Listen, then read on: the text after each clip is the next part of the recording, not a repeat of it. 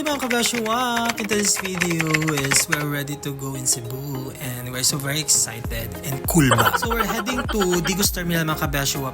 Okay, alas 2 lang sa buntag mata lang mga kabashuwak. Kaya layo kaya itong biyahean karon na adlaw sa wak pagka-char para di malate sa mga ana-ana, diba? So okay, 2:30 mi naabot diri sa terminal sa Digos. So nakapit sa damit 7-Eleven kay mga pisa ta mga kabashuwak. Kay since ang first trip is alas 3 pa. So mag-wait tayo ng very light dito na side.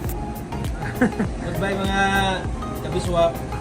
Ang gisakyan ay makabashop sa mong silingan ng mga kabashop na. So, ako na siya gisabot na maglakamig 2 a.m. So, Wala pa rin sa bahay. Wala pa. Ang first trip is, diri is alas 3 daw, first trip. So, mo nung pangapi mga kabashop. So, ito naman sa terminal mga kabashop, no, kitod taon, maabot ang mga bus, ang first trip na bus padulong og Davao City. So, tambay-tambay sa taday ng very light. So, nakasaka na may bus mga kabashop and we're heading to Davao City. Early may nagikan sa mong balay mga kabashop, no. So, ang plan ginamo is 2 a.m. yun, no. Okay, sometimes di na to ma-anticipate ang panahon sa to ganina nag-ulan-ulan and wala po ta kabalo sa kana mga schedule sa bus kay pa sa mga karon na we're supposed to be na magsakay sa bus na non-stop para early may maabot dito sa Cagayan de Oro. Okay, since kay ang biyahe di ay sa non-stop is gabi yan kami nagbiyahe mi padulog Davao is alas 4 mi naabot sa Davao. So wala na yung non-stop. So ang muna sakyan is unlimited stop. So pagka-char.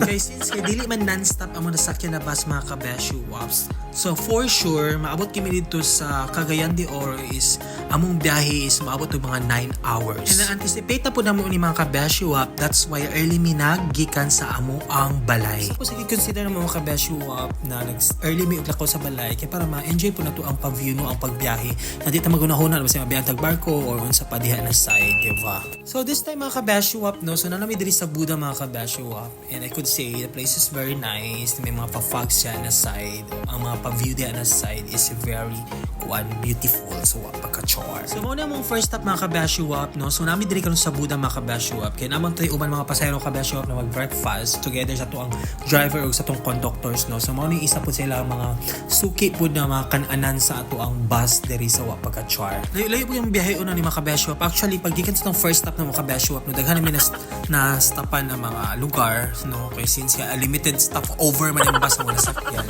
So, pagka-char. Another stop over na po mga kabashop, no, kay for the lunch na po ang peg din mga kabashop. Nagbaba na po namin din mga kabashop, kay magkaon na lang sa admin, no, kay para later pag abot sa Cagayan de Oro, di na may mga on dito sa pier, no, kay basi mahal dito ang maong mga ana-ana, mga foods to na side. So, pag abot na mo dali sa Cagayan de Oro mga kabashop, murag nindot na kayong feelings na very light, marag ka ng nindot na siya kay ibarog kay sa kataas ang biyahe and kulba ng very light kay wala ta kabalo kay basi bati ang panahon basi dako ang balod o unsa pa diha kay unsa tang nervous yours, diba?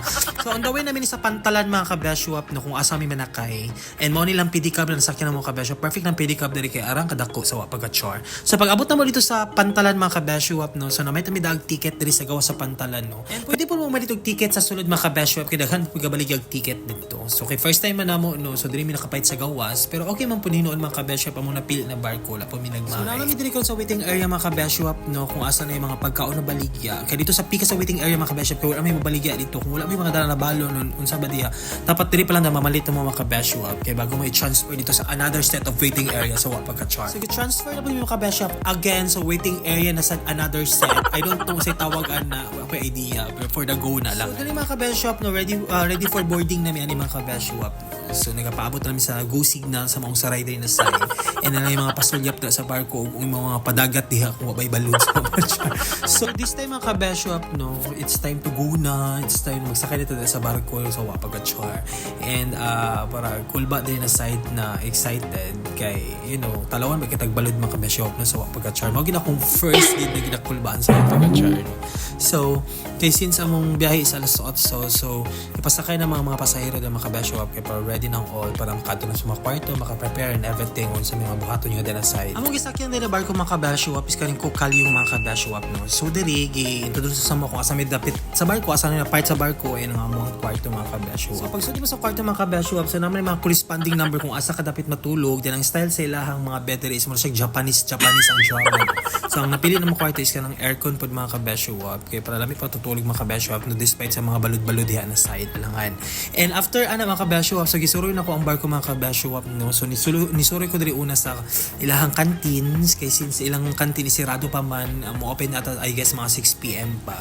So kay maglaglaag siya mga kabesyo kaya wala ta kabalo sa kung siya mahitabo kabalo to asa mga exit ni mga kabesyo asa dapit mga hambak sa mga pagka-char. Before ko masulod sa kuan mga kabesyo silang cafeteria, so napo sila yung mga padula ng mga kabesyo kung gusto ka magduwa kung marag boring kay imong kwarto, di ba? Pwede ka din magduwa mga kabesyo.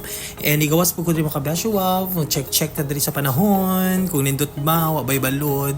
Kaluoy sa Ginoo mga kabesyo, hapsay kay ang dagat sa pagka-char. So nilago ko sa view deck mga kabesyo no. So diri na side mga kabesyo, so makita nimo dira mga pa-island na side. And after mga 7 PM nagbaba mi mga kabesyo kay mga una sa admin. So ang order ni mga kabesyo sa food na is 120. Then ilang soft drinks I guess mudagag kuan 50 ata ilang in can. So mahal-mahal gyud siya diri mga kabesyo. Mas better gyud na magbaon gyud mo no gikan sa iyong lugar para maka-less mo sa mga gastuhon. So diri sa bed mga kabesyo no gitabunan na mo gahapon mga kabesyo kay hayag kay ang suga marag bawal na siya sa palungon. So mo na lang magibuhat mga kabesyo para makatulog ta ng bonggang-bongga kay na mo mga katapan ng mga kabesyo. Then pagkagabi ito mga kabesyo nilag ko diri sa view deck mga kabesyo. Pwede mo diri magyosi, magchika-chika, pwede po mo makaon diyan na side. And ako napansin na po mga kabesyo ato naglarga na ang barko no kay balud-balud na siya ng very light dito no nalami sa lawod. So diri sa view deck is dili kay siya as in kanang kuan kay kanang uyog kayo no, so di kay makulbaan. So mo ni sub diri na part galaag jud ko always diri feel na ko na murag lahi naman jud ang uyog so pag siya kanang musaka na jud mong kalag diri ko galaag mga kabesyo. Pero before ka makato sa view deck mga kabesyo mo agi sa kusog na hangin jud so pagka char jud no. So diri mga kabesyo is ready to on board na mi ani mga kabesyo no.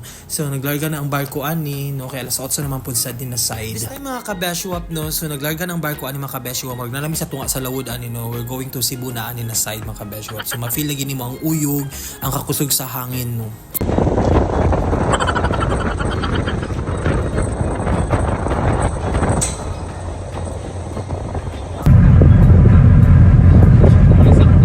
So finally mga kabeshuap no, naabot na din sa Cebu mga 4 AM na mga kabeshuap no. So murag di na kay kulba mga kabeshuap kay daghan na kay mga pasuga diha na side. So this time mga kabeshuap no, amo nagipang prepare among gamit mga kabeshuap kay ipang tuktok namin sa staff diri sa barko mga kabeshuap na need na mo magbaba kay naabot namin sa Cebu. And 4 AM na abot diri and ngitit-ngitit pa siya ng very light. Kay since ngitit-ngitit mga kabeshuap, so nag-breakfast na namin diri sa Jollibee mga kabeshuap which is naduol lang siya sa pantalan mga kabeshuap no. So diri na mo gipatay among oras para later on makapangita namin among asa may matulog mga kabeshuap. And then so nakapabook na mi ani diri mga kabeshuap no, and barato lang po na muna na-book na kuan na boarding house no, mura siya kanang lodging ba na style lang na on the go na lodging lang murag ana lang mga kabeshuap. So diri mi dapit nagkuha og kanang lodging kay doon lang po siya sa lugar na kung asa na mo atuan pag-augma. So on day 1 na mga kabeshuap sa Cebu, and karon nagstay mi diri sa Colon, and ang among permanent boarding house soon is in Talisay, Cebu. Ug mao na tanan mga kabeshuap ug dahang salamat. Bye.